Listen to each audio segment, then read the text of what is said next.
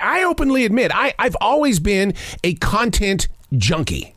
Only because being an on-air radio talent, I had to know what was going on, when it was going on, where, how, who, and all that kind of stuff, so you could build those conversations with your listeners. And so I remember the days before the internet. The only thing we had was the local newspaper, Cosmopolitan Magazine, and the USA Today. That's where we got our content. And so I would just rip through that stuff like you wouldn't believe and get information. And when there was nothing there, I would tear myself apart. And it was like, how am I supposed to do a show? Because I wouldn't rely on my own God-given talent. I had to get content, thinking that was my only true connection to a radio listener. So do I want to step back into the past and see if I can change any of that? Oh, no.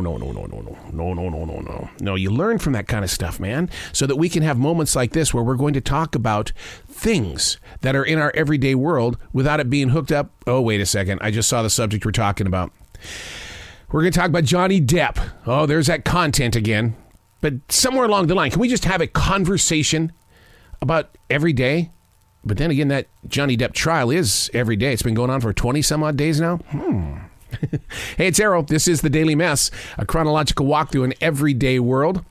I am a daily writer, and a lot of that content ends up inside my daily writing, because it's not that I'm documenting history. I'm just reacting.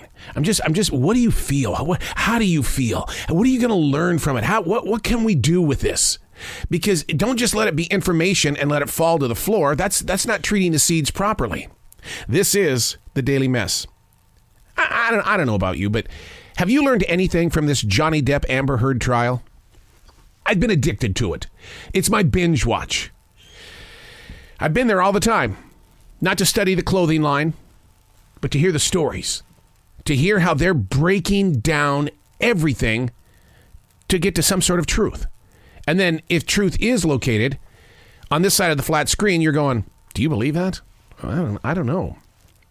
The depth that lawyers travel in order to locate an answer looks more like verbal bullying than physical study. But then again, the research was probably done months before the performance.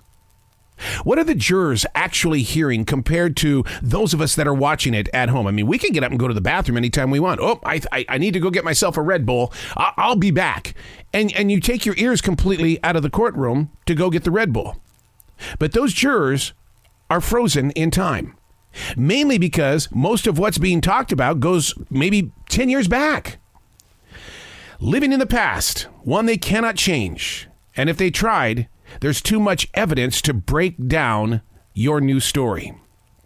What have we really learned from this very open court case? Now, the reason why I ask is because we aren't getting any of this time back. And the one thing that I don't want to do is to look at the guy in the mirror and say, you wasted how much time watching this trial and it didn't turn out the way you thought it was going to? What did you learn? Because you're not getting that time back. We can say that about a lot of things in our everyday life. Those moments where it's like, we choose for several days and it becomes a habit that we're not going to do anything. Or my wife reads a lot of books. I love that she reads books. And it's because, it allows her to visit other worlds. It allows her to get into where your imagination is going to take you. But the amount of hours that she reads, I do wonder, what could you have been doing?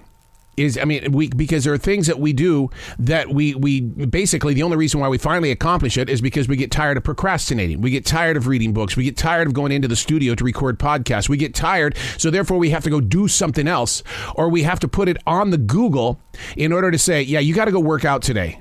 How do I know that? Because I put it on the Google calendar that I have to work out. And so what are we doing in these everyday worlds where it's like, okay, this is the most important thing we're going to do today. We're going to watch the Johnny Depp Amber Heard trial, but we're not going to get the time back. What did we learn from this? Have we learned anything from the lockdown? Those 2 years that we were locked down? What did we learn? What I've heard is we learned to discover that we have personal wants and needs. And part of those personal wants and needs is to take life easy. to let other things have all the stress and the drama. And maybe that's what the binge watch is that I'm just turning things off.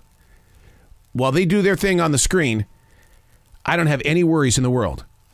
That's their drama. It's not mine. I'm Arrow, and that's the Daily Mess.